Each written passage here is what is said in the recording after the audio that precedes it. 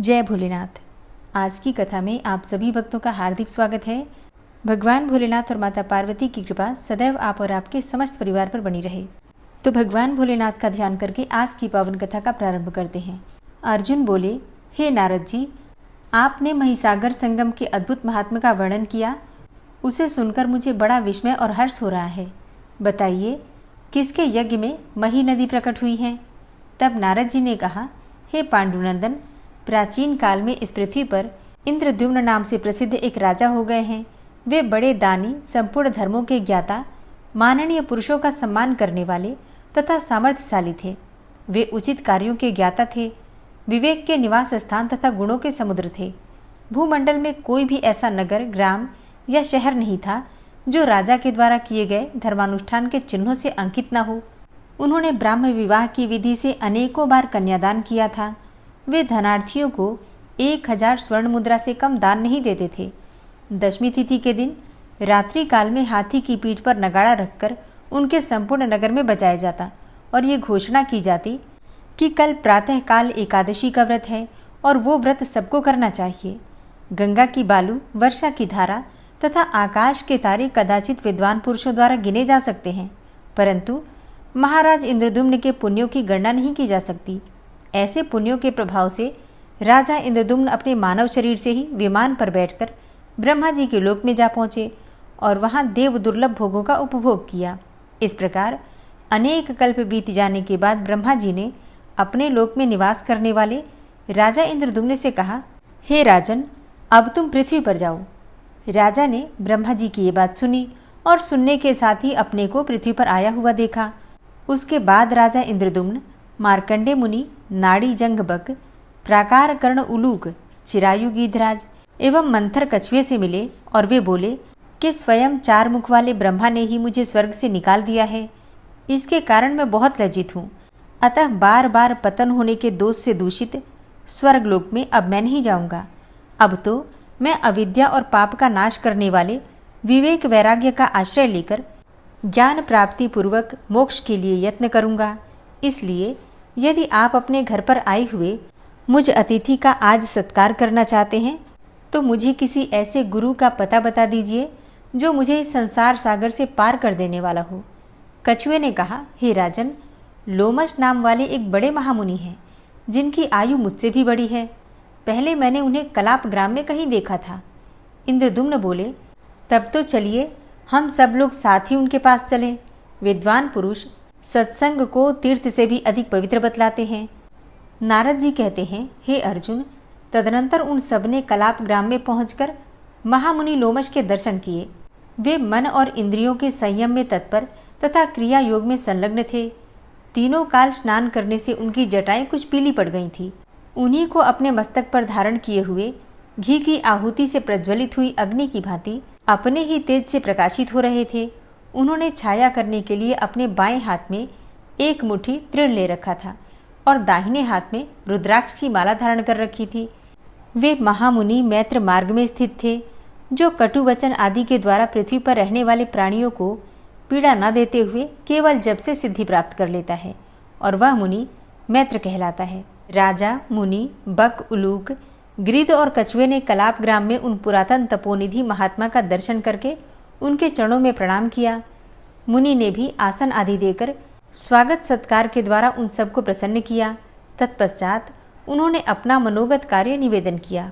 कछुआ बोला, हे भगवन, ये यज्ञ करने वाले पुरुषों में अग्रगण्य महाराज इंद्रद्युम्न हैं। वसुधा में इनकी कीर्ति का लोप हो जाने से ब्रह्मा जी ने इन्हें स्वर्ग से निकाल दिया है।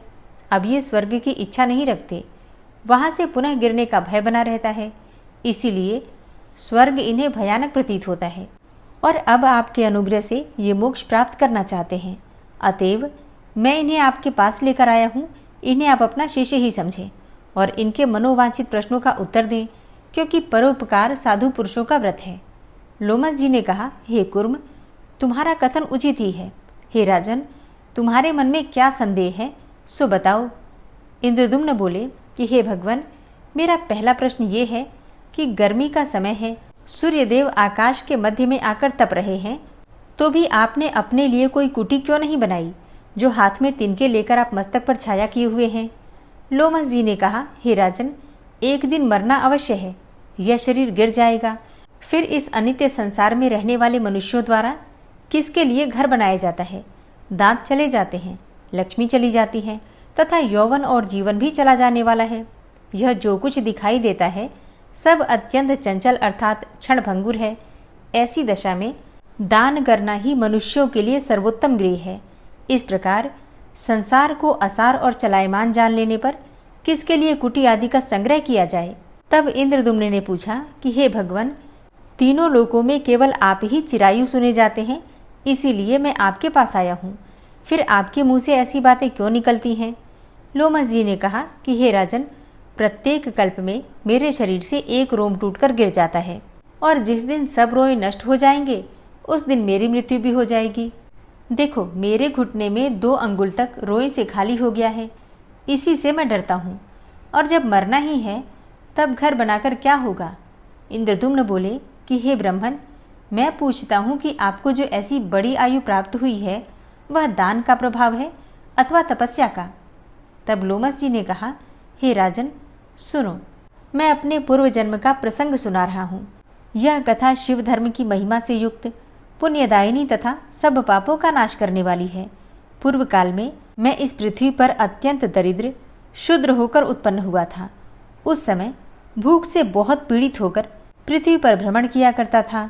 एक दिन दोपहर के समय जल के भीतर मैंने एक बहुत बड़ा शिवलिंग देखा। फिर उस जलाशय में प्रवेश करके जल पिया और स्नान किया। तत्पश्चात कमल के सुंदर फूलों से उस नहलाए हुए शिवलिंग का पूजन किया। भूख से मेरा गला सूखा जा रहा था। भगवान नीलकंठ को नमस्कार करके मैं पुनः आगे चल दिया। उस मार्ग में ही मेरी मृत्यु हो गई। तदनंतर दूसरे जन्म में मैं ब्राह्मण के घर में उत्पन्न हुआ। एक ही बार शिवलिंग को नहलाने और पूजा करने से मुझे अपने पूर्व जन्म की बातों का स्मरण रहने लगा। यह संपूर्ण जगत जो सत्य सा प्रतीत हो रहा है मिथ्या का विलास है। अविद्या ही इसका मूल कारण है। ऐसा जानकर मैंने मूकता धारण कर ली। मूकता अर्थात मौन धारण कर लिया। उस ब्राह्मण ने भगवान शंकर की भली भांति आराधना करके वृद्धावस्था में मुझे प्राप्त किया था, इसलिए मेरा नाम ईशान रखा। मेरे माता पिता के मन को महामाया ने ममता में बांध रखा था। वे मेरा गूंगापन दूर करने के लिए नाना प्रकार के मंत्र यंत्र तथा दूसरे उपाय भी किया करते थे। उनकी वह मूढ़ता देखकर मुझे मन ही मन हंसी आती थी। फिर कुछ काल के पश्चात जब मैं जवान हुआ तो रात में अपना घर छोड़कर निकल जाता और कमल के फूलों से भगवान शिव की पूजा करके पुनः शयन स्थान पर लौट आता था। तदनंतर पिता की मृत्यु हो जाने पर मेरे सब संबंधियों ने मुझे निरा गूंगा समझकर त्याग दिया। इससे मुझे प्रसन्नता ही हुई। अब मैं फलाहार करके रहने लगा और भांति भांति के कमलों से भगवान भूतनाथ की पूजा करने लगा। इस प्रकार 100 वर्ष बीतने पर वरदायक भगवान चंद्रशेखर ने मुझे प्रत्यक्ष दर्शन दिया। उस समय मैंने याचना की कि हे भगवान, मेरी जरा और मृत्यु का नाश हो जाए। तब भगवान शिव बोले कि जो नाम और रूप धारण करता है वह सर्वथा अजर अमर नहीं हो सकता, अतः तुम अपने जीवन की कोई सीमा निश्चित करो। भगवान शिव का यह वचन सुनकर मैंने इस प्रकार वरदान मांगा कि प्रत्येक कल्प के अंत में मेरे शरीर का एक रोम गिरे और इस प्रकार सब रोम गिर जाने पर मेरी मृत्यु हो। उसके बाद मैं आपका गण हूँ, यही मेरा अभिष्ट वर है। अच्छा, ऐसा ही होगा। यो कहकर भगवान शिव अदृश्य हो गए और तभी से मैं तपस्या में संलग्न हो गया। ब्रह्म कमल अथवा अन्य कमलों से भगवान शिव की पूजा करने पर मनुष्य ब्रह्म हत्या आदि पापों से मुक्त हो जाता है, इसमें कोई संशय नहीं है। हे महाराज, तुम भी ऐसा ही करो, इससे तुम अपनी मनोवांछित वस्तु प्राप्त कर लोगे। भगवान शिव के भक्तों के लिए त्रिलोकी में कुछ भी दुर्लभ नहीं। ज्ञानेंद्रियों की बाह्य विषयों में होने वाली प्रवृत्ति को रोककर उन सबका भगवान सदाशिव में नित्य लय करना अंतर्योग कहलाता है। अंतर्योग का साधन कठिन होने के कारण भगवान शिव ने स्वयं ही बहिर्योग का इस प्रकार वर्णन किया है कि 5 भूतों के द्वारा भगवान शिव का पूजन बहिर्योग है, अर्थात पृथ्वी, जल, अग्नि, वायु और आकाश। ये सब भगवान शिव की पूजा के उपकरण हैं। ऐसा समझकर भावना द्वारा इन्हें भगवान शिव के चरणों में समर्पित करना, यह बहिर्योग पूजा की पद्धति है। बहिर्योग विशिष्ट फल देने वाला और अक्षय माना गया है। जो अविद्या आदि 5 क्लेशों, कर्मों के सुख दुख आदि परिणामों तथा वासनाओं से सर्वथा पृथक हैं, उन भगवान शंकर की आराधना पूर्वक प्रणव जप करने वाला पुरुष मोक्ष को प्राप्त होता है। सब पापों का नाश हो जाने पर भगवान शिव में भावना होती है, उनके चिंतन में मन लगता है। जिनकी बुद्धि पाप से दूषित है, उनके लिए शिव की चर्चा भी दुर्लभ है। भारतवर्ष में जन्म होना दुर्लभ है, भगवान शिव का पूजन दुर्लभ है, गंगा स्नान भी दुर्लभ है, शिव की भक्ति अत्यंत दुर्लभ है, ब्राह्मण को दान देना दुर्लभ है, अग्नि की आराधना भी दुर्लभ है, और थोड़े से पुण्य वाले पुरुषों के लिए भगवान पुरुषोत्तम की पूजा का अवसर तो और भी दुर्लभ है। पूर्व काल में महादेव जी की आराधना करके जिस प्रकार मेरी आयु बड़ी हुई, वह प्रसंग मैंने तुम्हें सुनाया ही है। भगवान शिव की भक्ति करने वाले महात्मा पुरुषों को त्रिलोकी में कुछ भी दुर्लभ, दुष्प्राप्य अथवा असाध्य नहीं है। जिनकी इच्छा से यह संपूर्ण विश्व उत्पन्न होता है, स्थिर रहता है और अंत में संहार को प्राप्त हो जाता है, उन भगवान शंकर की शरण में कौन नहीं जाएगा। हे राजन, यह रहस्य की बात है। भगवान शंकर की आराधना ही संसार के मनुष्यों का प्रधान कर्तव्य है। जो भगवान शिव को मस्तक झुकाता है, वह निश्चय ही उन्हें प्राप्त करता है। नारद जी कहते हैं कि मुनिवर लोमश के ये वचन सुनकर राजा इंद्रद्युम्न ने कहा कि अब मैं आपको छोड़कर दूसरे किसी के पास जाऊंगा ही नहीं। यही आपसे अनुग्रहित होकर अब मैं शिवलिंग का आराधन करूंगा, जो कि मनुष्यों को सब प्रकार की सिद्धि प्रदान करने वाला है। वक, गृध्र, कच्छप और उलूक ने भी वैसा ही विचार प्रकट किया। मुनिवर लोमस बड़े शरणागत वत्सल थे। उन सब लोगों पर दया करके उन्होंने शिव दीक्षा की विधि से लिंग पूजन का उपदेश किया। सच है, साधु पुरुषों का समागम तीर्थ से भी बढ़कर है। उसका परिपक्व फल तत्काल प्राप्त होता है तथा वह तुरंत पापों का नाश करने वाला भी है। साधु सभा अर्थात सत्संग रूपी सूर्य का उदय कोई अद्भुत और अनिर्वचनीय प्रभाव रखता है, क्योंकि वह अंतःकरण में व्याप्त हुए अज्ञान अंधकार का अत्यंत विनाश करने वाला है। साधु समागम से प्रकट हुए आनंद में अमृत रस की सभी लहरें श्रेष्ठ हैं तथा वे सुधा, माधवी, शर्करा और मधु के समान मीठी एवं 6 रसों से युक्त है। तदनंतर मार्कंडे मुनि और राजा इंद्रद्युम्न आदि 6 मित्रों ने साधु संग पाकर शिव शास्त्र के अनुसार क्रिया योग, तप, स्वाध्याय और ईश्वर का ध्यान आरंभ किया। एक समय उनके तपस्या काल में ही लोमश मुनि का दर्शन करने के लिए उत्सुक होकर तीर्थ यात्रा के प्रसंग से मैं वहां गया, क्योंकि तीर्थ यात्रा के प्रसंग से महापुरुषों के दर्शन के लिए जाना ही यात्रा का प्रधान उद्देश्य है। जिस भूभाग में संत महात्मा निवास करते हैं, वही तीर्थ कहलाता है।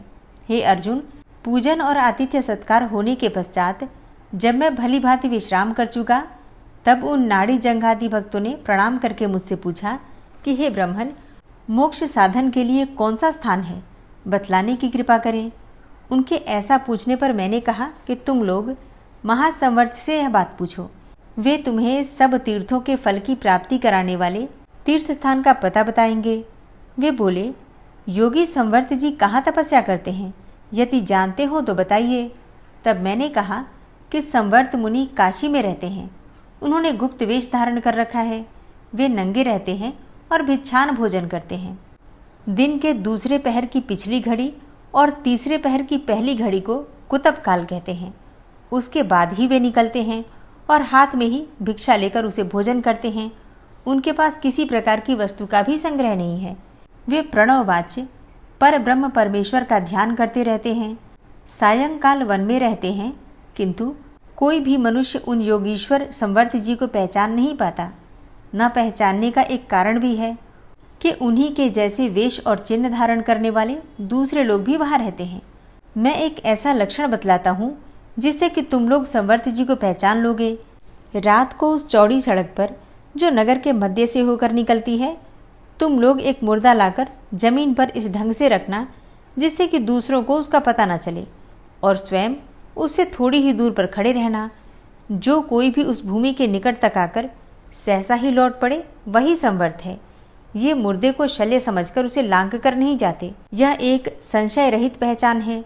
इस प्रकार जब संवर्त जी मिल जाएं, तब विनीत भाव से उनकी शरण में जाकर उनसे अपनी इच्छा के अनुसार प्रश्न करना। यदि वे पूछें कि मेरा पता किसने बताया है, तो मेरा नाम प्रकट कर देना। इसके आगे नारद जी कहते हैं कि मेरी बात सुनकर उन सब ने वैसा ही किया। काशीपुरी में पहुंचकर मेरे बताए अनुसार संवर्त को देखा और उनके रखे हुए शव को देखकर संवर्त जी भूख से व्याकुल होने पर भी सहसा ही लौट पड़े। तब वे उन्हें पहचान कर शीघ्रतापूर्वक उनके पीछे गए। सड़क पर चलते हुए संवर्त को पुकार कर कहते जाते थे कि हे ब्राह्मण, क्षण भर के लिए खड़े तो हो जाइए, परंतु वे उन्हें फटकारते हुए चले जाते थे। साथ ही यह भी कहते जाते थे कि अरे तुम सब लोग लौट जाओ। फिर भागते भागते जब वे बहुत दूर चले गए तब एक स्थान पर रुककर उन्होंने पूछा, किसने तुम्हें मेरा पता बताया है, शीघ्र बताओ। तब उन्होंने कांपते हुए उत्तर दिया कि नारद जी ने बताया है।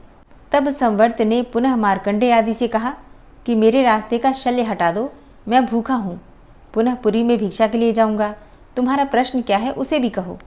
वे बोले कि हे महामुने, हम आपकी शरण में आए हैं, कृपया हमें कोई ऐसा उपाय बतावें जिससे कि हम लोग आपके अनुग्रह से मोक्ष प्राप्त कर लें।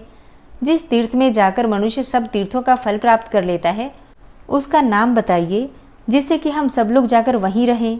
संवर्त ने कहा कि स्वामी कार्तिकेय तथा नवदुर्गाओं को नमस्कार करके मैं तुम लोगों को सर्वोत्तम तीर्थ का परिचय देता हूँ। उस तीर्थ का नाम है महिसागर संगम। वे परम बुद्धिमान नृपश्रेष्ठ इंद्रदुम्न जब यहाँ यज्ञ करते थे तब इनके द्वारा यह पृथ्वी 2 अंगुल ऊंची कर दी गई थी। उस समय जैसे गीले काठ के तपने पर उससे पानी चूता है, उसी प्रकार यज्ञ अग्नि के द्वारा तपती हुई पृथ्वी से जल का स्रोत टपकने लगा। उस जल राशि को समस्त देवताओं ने नमस्कार किया। वही मही नामक नदी है। पृथ्वी पर जो कोई भी तीर्थ है, उन सबके जल से उत्पन्न सार रूप मही नदी का जल माना जाता है। मालवा नामक देश से मही नदी उत्पन्न हुई है और दक्षिण समुद्र में जाकर मिली है। उसके दोनों तट पर परम पुण्यमय तीर्थ हैं। वह सबके लिए कल्याणमयी है। पहले तो महानदी मही स्वयं ही सर्वतीर्थमयी है। फिर जहाँ सरिताओं के स्वामी समुद्र से उसका संगम हुआ है, उस तीर्थ के विषय में कहना ही क्या है। काशी, कुरुक्षेत्र, गंगा, नर्मदा, सरस्वती, तापी, पयोष्णी, निर्विंध्या, चंद्रभागा, इरावती, कावेरी, सरयू, गंडकी, नैमिषारण्य, गया, गोदावरी, अरुणा, वरुणा तथा अन्य जो 20,600 नदियां हैं जो कि इस पृथ्वी पर विद्यमान हैं, उन सब के सार तत्व से मही नदी का जल प्रकट हुआ बताया गया है। पृथ्वी के सब तीर्थों में स्नान करने से जो फल मिलता है, वही महिसागर संगम में भी प्राप्त होता है, ऐसा कहा गया है। और स्वामी कार्तिकेय का भी इस विषय में ऐसा ही वचन है। यदि तुम लोग किसी एक स्थान में सब तीर्थों का संयोग चाहते हो तो परम पुण्यमय महिसागर संगम तीर्थ में जाओ। मैंने पहले भी बहुत वर्षों तक वहाँ निवास किया है और यहाँ नारद जी के भय से आकर रहता हूँ। महिसागर संगम में नारद जी मेरे पास ही रहते थे। इधर की बातें उधर लगा देने का गुण उनमें विशेष रूप से है। इन दिनों राजा मरुत मुझे ढूंढने का प्रयास करते हैं। नारद जी उन्हें मेरा पता अवश्य देंगे, यही भय था। यहाँ तो बहुत से दिगंबर साधुओं के बीच उन्हीं के समान मैं भी बनकर रहता हूँ। मरुत से भी अधिक भयभीत होने के कारण मैं यहाँ गुप्त रूप से निवास करता हूँ। मुझे संदेह है कि नारद पुनः मेरा यहाँ रहना मरुत को बता देंगे, क्योंकि उनकी प्रायः ऐसी चेष्टा देखी जाती है। तुम लोग कभी किसी से ये सब न कहना। राजा मरुत यज्ञ की सिद्धि के लिए चेष्टा कर रहे हैं। कुछ कारणवश देवताओं के आचार्य मेरे पिता ने उनको त्याग दिया है।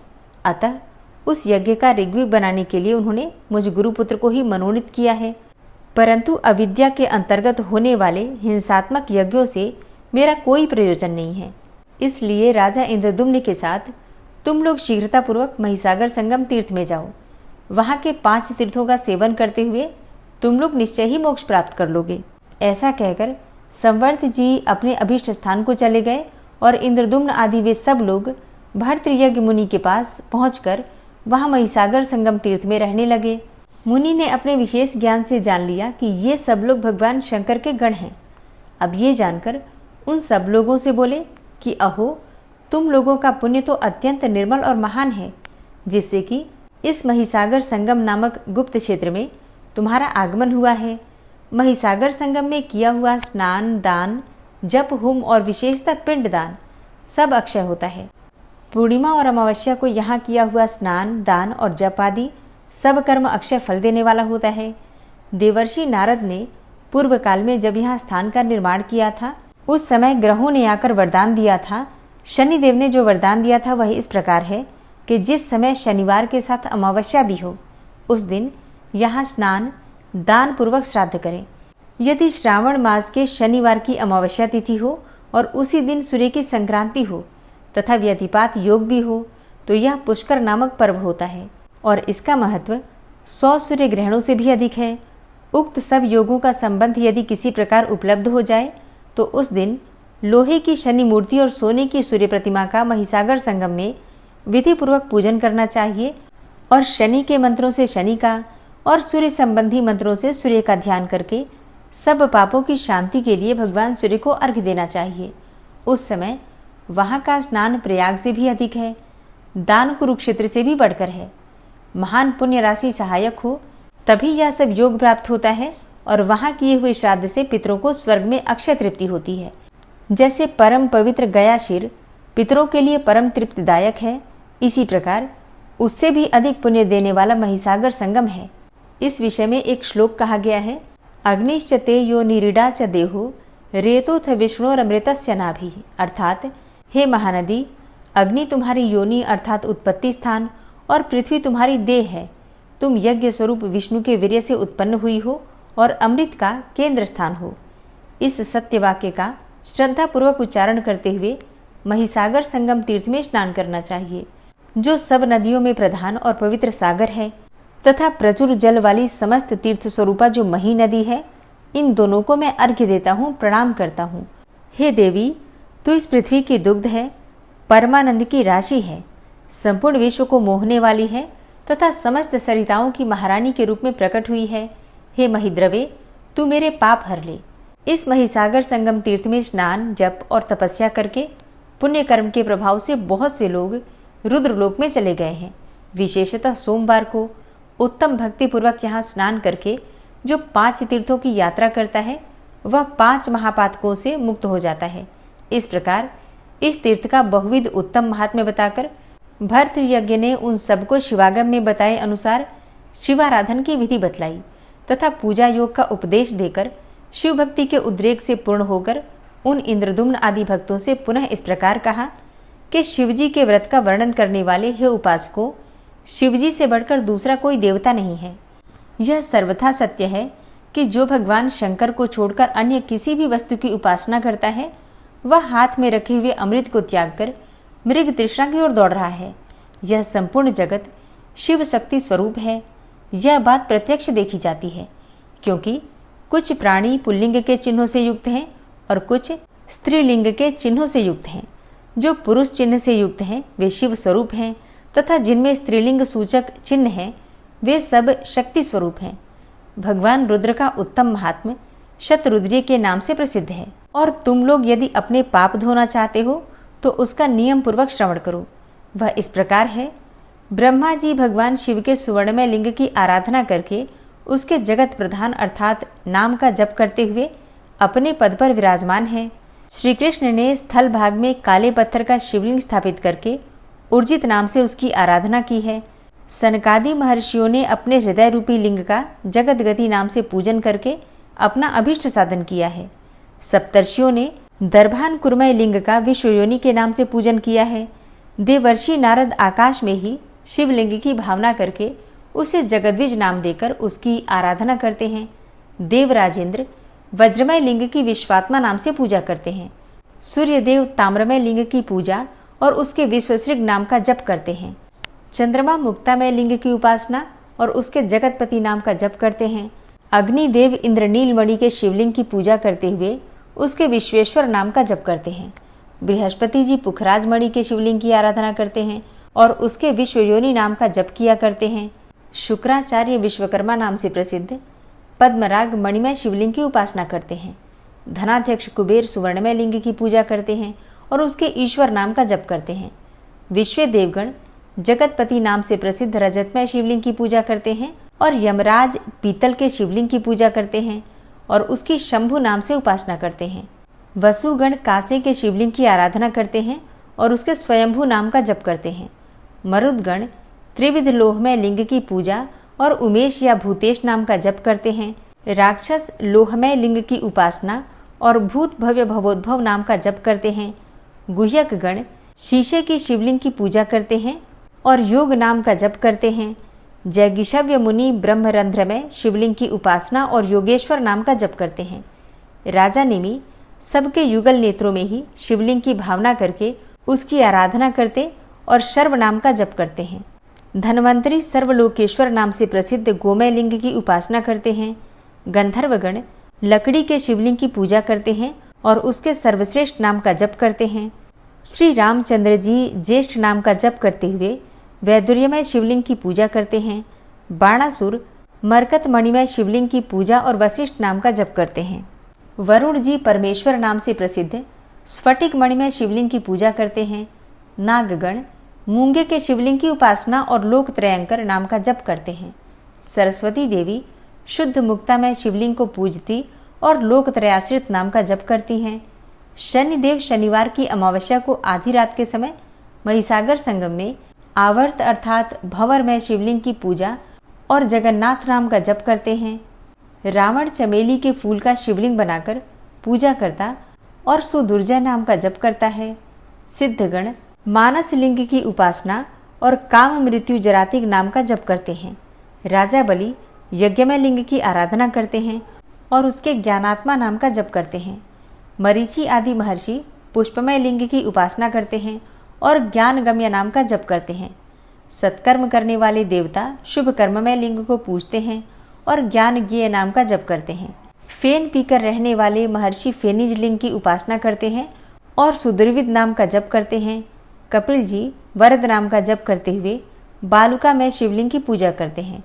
सरस्वती पुत्र सारस्वत मुनि वाणी में शिवलिंग की उपासना करते हुए वागीश्वर नाम का जप करते हैं और शिवगण भगवान शिव के मूर्तिमय लिंग की उपासना करते हैं और रुद्र नाम का जप करते हैं। इस प्रकार बहुत कहने से क्या लाभ।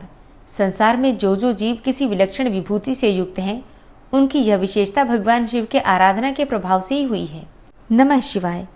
ओम जय शिव ओमकारा प्रभु हर शिव ओमकारा ब्रह्मा विष्णु सदा शिव अर्धांगी धारा। ओम जय शिव ओमकारा एकानन चतुरानन पंचानन राजे हंसानन गरुड़ासन वृषवाहन साजे। ओम जय शिव ओमकारा दो भुज चार चतुर्भुज दस भुज अति सोहे त्रिगुण रूप निरखता त्रिभुवन जन मोहे। ओम जय शिव ओमकारा अक्षमाला बनमाला मुंडमाला धारी त्रिपुरारी कंसारी करमाला धारी। ओम जय शिव ओमकारा श्वेतांबर पीतांबर भागंबर अंगे सनकादिक गरुड़ादिक भूतादिक संगे। ओम जय शिव ओमकारा कर के मध्य कमंडल चक्र त्रिशूलधारी सुखकारी दुखहारी जगपालनकारी। ओम जय शिव ओमकारा ब्रह्मा विष्णु सदा शिव जानत अविवेका प्रणवाक्षर में शोभित ये तीनों एका। ओम जय शिव ओमकारा लक्ष्मी व सावित्री पार्वती संगा पार्वती अर्धांगी शिवलहरी गंगा। ओम जय शिव ओमकारा पर्वत सोहे पार्वती और शंकर कैलाशा भांग धतूर का भोजन भस्मी में वासा। ओम जय शिव ओमकारा जटा में गंग बहत है गल मुंडन माला शेष नाग लिपटावत ओढ़त मृग छाला। ओम जय शिव ओमकारा काशी में विराजे विश्वनाथा नंदी ब्रह्मचारी, नित उठ दर्शन पावत महिमा अति भारी। ओम जय शिव ओमकारा। त्रिगुण स्वामी जी की आरती, त्रिगुण स्वामी जी की आरती, जो कोई नर गावे। कहत शिवानंद स्वामी सुख संपत्ति पावे। ओम जय शिव ओमकारा। ओम जय शिव ओमकारा। प्रभु हर शिव ओमकारा।